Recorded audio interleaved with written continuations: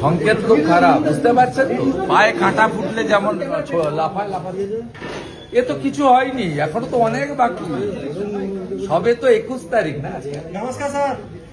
नमस्कार। साधारण मानुष क्या नाम है? भाई को वोट मिलेगा तो आप जीत के रहिए। যে ওদের আচরণটা এটা নিয়ে মানে কেন এটা ভয় পাচ্ছে, ভয় পেয়েছে মমতা, জেনে গেছে জনতা। আজকে অভিষেক বন্দ্যোপাধ্যায় তিনি বলছেন একটাও নাম বাদ দিতে দেব না। আমি ওনার কথার উত্তর দেবো না, আমি কথার উত্তর দেবো না। ওনাদের পার্টি স্ট্যান্ড উনি বলছেন, বিষয়টা তো মমতা ব্যানার্জিকে কেন্দ্র করে। উনি তো এসআইআর চলাকালীনও মুখ্যমন্ত্রীর প্যাড ব্যবহার করেছেন, এখন এমসিসি আছে মুখ্যমন্ত্রীর প্যাড ব্যবহার করছেন।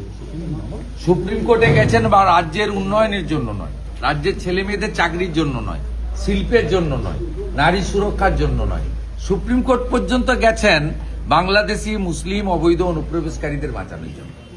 সাপ্লিমেন্টারি তালিকা বেরোচ্ছে সোমবার, অনেকটা 10 লক্ষের কাছে মানুষের নাম বাদ যেতে পারে। কতর মধ্যে? 27,30,000-এর মতো না, নিষ্পত্তি আপনার হয়েছে। ভুল তথ্য হয়েছে, আমি বলবো না। আচ্ছা যা আছে যা যারা করেছে, সুপ্রিম কোর্টে চিফ জাস্টিস বলে দিয়েছে, আমি সব শুনবো, জুডিশিয়ারির উপরে কোশ্চেন করলে আমি শুনবো না। এর প্রভাব কি পড়তে পারে নির্বাচনে? এত লক্ষ মানুষের নাম বাদ যাচ্ছে। তারা কারা? তারা দেখাতে পারেনি ডকুমেন্ট, তার জন্য ট্রাইব্যুনাল বানিয়ে দিয়েছে, আপিল করবেন। আপনি যদি মনে করেন ইনজাস্টিস হয়েছে, আপনি আপিলে যাবেন। তার জন্য সুপ্রিম কোর্টের নির্দেশে হাইকোর্টরা রিটায়ার্ড জাজদের দিয়ে, এক্স জাজেসদের দিয়ে, রেসপেক্টেড এক্স জাজেসদের দিয়ে সুন্দর ট্রাইব্যুনাল বানিয়ে দিয়েছে এবং ডিস্ট্রিবিউশন অফ দি এরিয়া ভাগ করে দিয়েছে। আপনি যদি অ্যাগ্রিড হন, আপনি ট্রাইব্যুনালে যাবেন।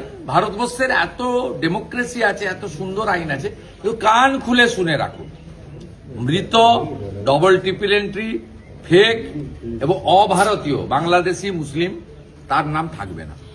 যেখানে খুশি যেতে পারেন, নাম থাকবে না। পরিষ্কার ভাবে কানে শুনে রাখুন। আপনি যদি ভারতীয় হন, আপনার যদি পেপারসের প্রবলেম থাকে, আপনি যদি মনে করেন যে জুডিশিয়াল অফিসাররাও আপনার সঙ্গে ইনজাস্টিস করে দিয়েছে, আপনি ট্রাইব্যুনালে আপিল করবেন। Tribunal will take final call, no problem. ঘন ঘন কর্মী সভা হচ্ছে, গতকাল একটা হয়েছে, আগামীকাল আরেকটা হবে, মানে সেখানে স্বয়ং দলনেত্রী থাকছেন। ওদের কাজ ওরা করবে। ভারতীয় জনতা পার্টি মমতা ব্যানার্জিকে হারাতে চায়, ভবানীপুরের মানুষকে পরিত্রাণ দিতে চায়, এখানে ভয় ভীতি মুক্ত করতে চায়।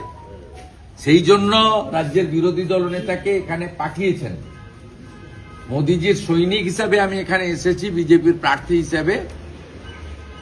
এই রাজ্যে কুশাসন, অপশাসন, অত্যাচার, তোষণ, দুর্নীতি সবকিছুর যিনি কর্ণধার, মাননীয় মুখ্যমন্ত্রী মমতা বন্দ্যোপাধ্যায়কে পরাস্ত করার জন্য আমি ভবানীপুরের জনতা জনার্দনের কাছে আশীর্বাদ করব। আপনারা 2014 সালে অল্প ভোট হলেও বিজেপিকে এগিয়ে রেখেছিলেন। বিভিন্ন কারণে আপনারা এখানে গণতান্ত্রিক পরিবেশ পাননি। সকালবেলা যদি বৃষ্টিও যদি পড়ে, আপনারা যদি ভোট কেন্দ্রে যান, আপনারা কি করবেন সেটা আমার জানা আছে। আমি নিশ্চিত, আমার পুরো ভরসা রয়েছে। प्रमोद सिंह जी, जय श्री राम सर। आप जो बोला है वही भवानीपुर का जनता करेगा, ये पूरा विश्वास है। सर आपको चिंता है? अच्छा रहिए, जय जय श्री राम। বাবা জনসংঘ থেকে ভারতীয় জনতা পার্টির বলিষ্ঠ লোক, আমি সাগরজির পা ছুঁয়ে প্রণাম করলাম।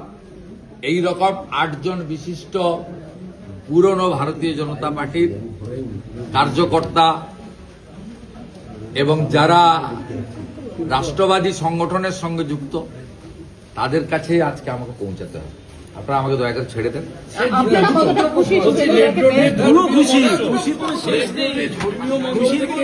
রাজনৈতিক যে আক্রমণ হলো আজকে,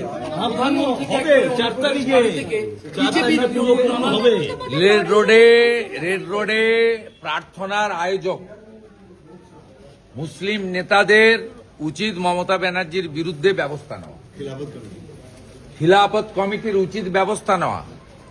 পরবর্তীকালে এটা একটা অন রেকর্ড খুব ব্যাড ইনস্ট্যান্ট হিসেবে থেকে গেল।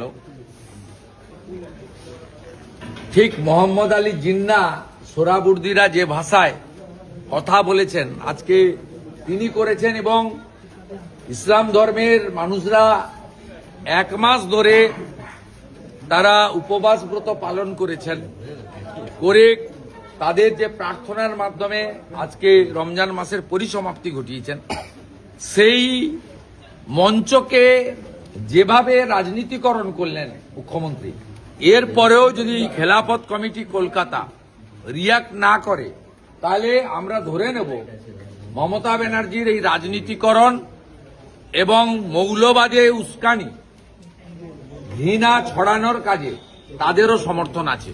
আমরা 24 ঘন্টা অপেক্ষা করব তাদের রিয়াকশনের জন্য। 10 প্রতিজ্ঞা কালকে যে 10 দপের চপ,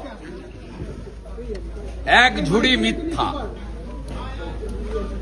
বিজেপি ক্ষমতায় আসছে, নজরুল মঞ্চে প্রথম মিথ্যাশ্রী পুরস্কারটা আমরা তৈরি করে রাখছি, মাননীয়ার হাতে তুলে দেব।